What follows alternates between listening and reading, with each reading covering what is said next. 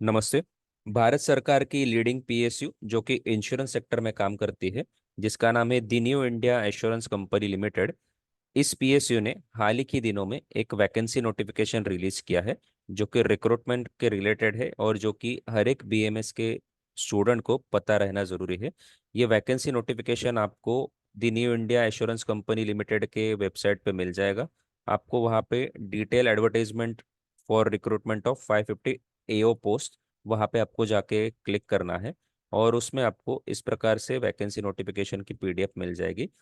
इसमें हमें इम्पोर्टेंट क्या है, तो हेल्थ से रिलेटेड एडमिनिस्ट्रेटिव ऑफिसर की टोटल 50 पोस्ट वैकेंसी जो है यहाँ पे रिलीज की गई है। इसके बारे में सारी जानकारी देने के लिए ये वीडियो हम यहाँ पे बना रहे हैं। तो इसमें सबसे पहले देखिए, एओ हेल्थ की जो वैकेंसी निकली है, टोटल 50 वैकेंसी निकली है। इसमें एससी के लिए 8, एसटी के लिए 4, ओबीसी के लिए 14, ईडब्ल्यूएस के लिए 5, अनरिजर्व्ड 19 वैकेंसी है और पीडब्ल्यूडी के लिए टोटल 2 वैकेंसी है। ऐसे कुल मिलाकर 50 पोस्ट यहाँ पे वैकेंसी जो है वो the new India insurance company ने यहाँ पे निकाली है। इसके लिए कुछ महत्वपूर्ण डेट्स हमें याद रखने की जरूरत है, जिसमें ऑनलाइन रजिस्ट्रेशन जो है वो 7 अगस्त को चालू हो चुका है। लेकिन इसका लास्ट डेट कब है फॉर्म भरने का, तो वो 30 अगस्त 2025 है। इसके लिए फेजेस में एग्जाम लेने का तय किया गया है, जिसमें फर्स्ट फेज ऑफ एग्जाम जो है, जो कि ऑनलाइन तरीके से होगी, वो 14 सितंबर को होने वाली है।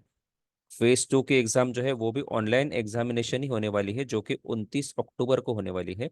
तो फेज 1 और फेज 2 में डिफरेंस क्या है, तो फेज 1 में सिर्फ ऑब्जेक्टिव टाइप क्वेश्चन पूछे जाएंगे और फेज 2 में जो है वो ऑब्जेक्टिव प्लस डिस्क्रिप्टिव, ऐसे दो प्रकार के क्वेश्चन यहाँ पे पूछे जाएंगे। फेज 1 की एग्जामिनेशन जो है वो 100 मार्क्स की होगी। फेज 2 की एग्जामिनेशन जो है वो 200 मार्क का ऑब्जेक्टिव और 30 मार्क का डिस्क्रिप्टिव क्वेश्चन के टाइप में होने वाली है। इसके साथ साथ इसके लिए मिनिमम क्वालिफिकेशन क्या है, ये भी आपको पता रखने की जरूरत है। तो एमबीबीएस बीडीएस जो स्टूडेंट है वो भी इसके लिए अप्लाई कर सकते हैं, लेकिन हमारे लिए इंपॉर्टेंट क्या है कि एक बीएमएस ग्रेजुएट भी इंश्योरेंस सेक्टर में नौकरी कर सकता है, वो भी गवर्नमेंट नौकरी कर सकता है। ये इंपॉर्टेंट चीज यहाँ पे है। तो BMS graduate with at least 60% of mark, 60% तक अगर मार्क है किसी बीएमएस ग्रेजुएट को, तो वो इस एग्जाम के लिए क्वालिफाई हो सकता है। वो अर्जी कर सकता है, अप्लाई कर सकता है। या फिर अगर कोई student SC ST PWD category का है, तो उसको अगर 55% भी मार्क है, तो वो भी इस एग्जाम के लिए अप्लाई कर सकता है। लेकिन अप्लाई करने से पहले दो तीन चीजें आपको यहाँ पे पता रखने की जरूरत है। सबसे पहले तो जब भी आप अप्लाई करोगे तो आपको पता रखने की जरूरत है कि ये एग्जाम क्रैक करके आप जब एओ हेल्थ बनोगे, तो आपको कोई भी नॉन प्रैक्टिसिंग अलाउंस नहीं मिलने वाला है। वो वेरी क्लियर कर दिया है यहाँ पे।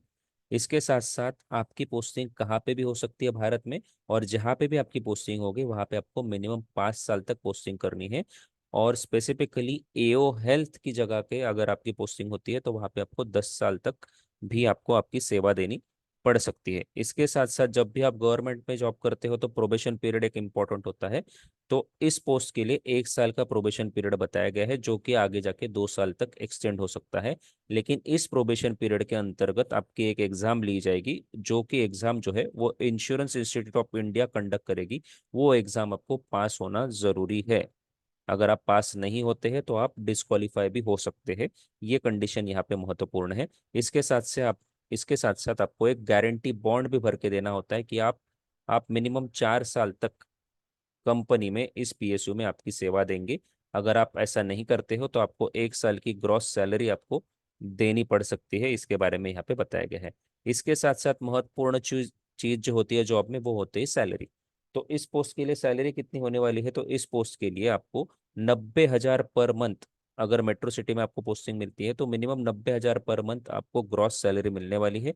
इसके साथ साथ NPS, gratuity, LTS, medical, GPA, insurance, accommodation, ऐसे बहुत सारे आपको फायदे वहां पे मिलने वाले, बेनिफिट्स मिलने वाले। जो सारे बेनिफिट्स गवर्नमेंट सेक्टर में, वो भी स्पेसिफिकली सेंट्रल गवर्नमेंट सेक्टर में जो कर्मचारी काम करते हैं, उनको जो सारे बेनिफिट्स मिलते हैं वो सारे बेनिफिट्स आपको मिलने वाले हैं। लेकिन इसके साथ साथ एक और महत्वपूर्ण चीज आपको यहाँ पे पता रखने की जरूरत है। वो क्या है महत्वपूर्ण चीज, तो एज लिमिट क्या है।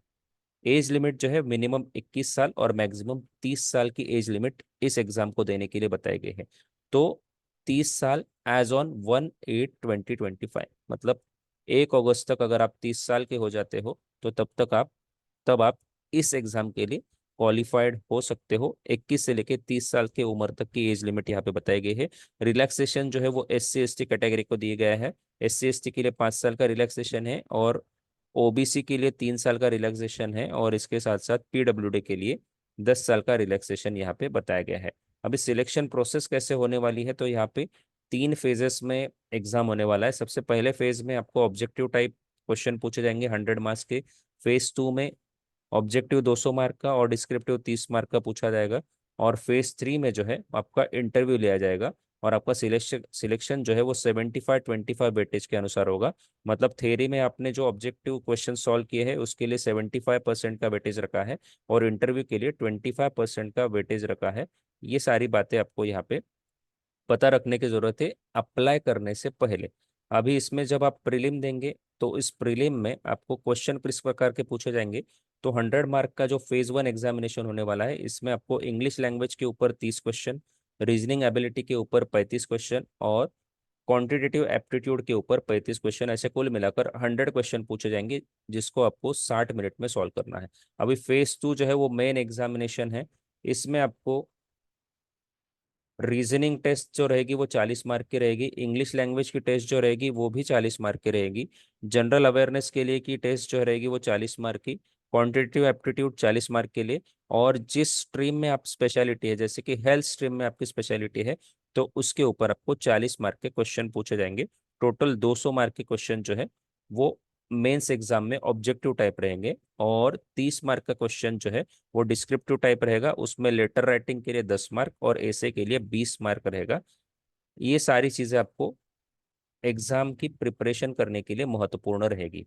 अभी फेज 3 क्या है, तो इंटरव्यू का फेज जो है वो थर्ड फेज है। इसमें आपको एक चीज ध्यान में रखनी है कि जो भी आपने पेपर सॉल्व किए हैं, ऑब्जेक्टिव और डिस्क्रिप्टिव, इसके लिए 75% वेटेज है, और इंटरव्यू के लिए 25% वेटेज है। ये चीज हमें यहाँ पे पता रखने की जरूरत है। और फाइनल सिलेक्शन लेटर आपको जब भी आप सिलेक्ट हो जाएंगे, तो आपको वो बाय पोस्ट या फिर बाय ईमेल जो है वो आपको वहाँ पे मिलने वाला है। तो इस प्रकार की वैकेंसी जो है यहाँ पे the new India insurance company ने निकाली है। और एग्जामिनेशन के लिए आपके सेंटर्स क्या हो सकते हैं, तो फेज 1 के लिए 22 सेंटर यहाँ पे अलग अलग बताए गए हैं अकॉर्डिंग टू स्टेट्स। तो वो आप इस नोटिफिकेशन में देख सकते हो, बहुत सारे सेंटर्स है। इसके साथ साथ इसके लिए प्री एग्जामिनेशन ट्रेनिंग भी ऑनलाइन आपकी ली जाने वाली है। एप्लीकेशन रजिस्ट्रेशन आपको कैसे करना है, तो अगर आप रिक्रूटमेंट सेक्शन में जाते हो, तो रिक्रूटमेंट सेक्शन में जाके आपको दिखेगा एक टैब जहाँ पे लिखा गया है कि click here to apply online. यहाँ पे क्लिक करने के बाद में इस प्रकार का फॉर्म ओपन हो जाता है। वहाँ पे आपको आपकी बेसिक इन्फॉर्मेशन भरनी है, फोटोग्राफ और सिग्नेचर आपको अपलोड करना है, डिटेल्स भरने हैं। ये सारी चीज़ें अपलोड करने के बाद आपको एक फाइनल पेमेंट वहां पे करना है। इस प्रकार से आप इस एग्जाम के लिए फॉर्म भर सकते हो। और प्रिपरेशन करते वक्त कौन से सेक्शन के लिए कितने मार्क्स है, वो आपको यहाँ पे याद रखने की जरूरत है, और इस प्रकार से ही आप इस एग्जाम के लिए अच्छी तरह से क्वालिफाई हो सकते हैं। तो अभी बहुत सारे स्टूडेंट के मन में ख्याल आ रहा होगा कि हम इंश्योरेंस सेक्टर में जाके क्या करेंगे, हमें तो प्रैक्टिस करनी है। लेकिन अगर आपके मन में इसके बारे में कोई भी असमंजस की कुछ स्थिति है, तो आप एक चीज़ जान लीजिए कि एओ हेल्थ के लिए अगर आप सिलेक्ट हो जाते हो, तो आपको एडमिनिस्ट्रेटिव सारे वर्क करने रहेंगे, पॉलिसी रिलेटेड सारे आपको वर्क करने रहेंगे। और आप ट्रेडिशनल BMS प्रैक्टिस करते हो, तो आपको क्लिनिकल रोल है, डायग्नोसिस करना, पंचकर्मा करना, ये सारी चीज़ें आप वहाँ पे करोगे। लेकिन सैलरी का जब पार्ट आ जाता है ना, तब एक महत्वपूर्ण चीज आ जाती है कि आप एओ हेल्थ करके अगर आप ऑफिसर बन जाते हो, तो डायरेक्टली आपकी सैलरी 90,000 हो जाएगी। वही अगर आप नॉर्मल प्रैक्टिस करने लगते हो, अगर आपकी प्रैक्टिस सेट हो जाती है, तो नो डाउट आप 90,000 के आप 9 लाख भी कमा सकते हो। लेकिन अगर प्रैक्टिस सेट नहीं होती है, तो जीरो इनकम भी हो सकता है। तो अगर किसी को स्टेबल इनकम चाहिए, तो वो एओ हेल्थ के लिए जरूर उसने अप्लाई करना चाहिए। जॉब सिक्योरिटी बहुत अच्छी है यहाँ पे, क्योंकि ये सेंट्रल गवर्नमेंट का PSU है। तो वहाँ पे आपकी जॉब सिक्योरिटी बहुत अच्छी रहेगी, ये परमानेंट जॉब रहेगी। यहाँ पे आपको प्रोबेशन जो है, प्रोबेशन पीरियड खत्म होने के बाद आपको ये परमानेंट जॉब रहेगी। यहाँ पे आपके वर्क आवर जो रहेंगे वो फिक्स रहेंगे।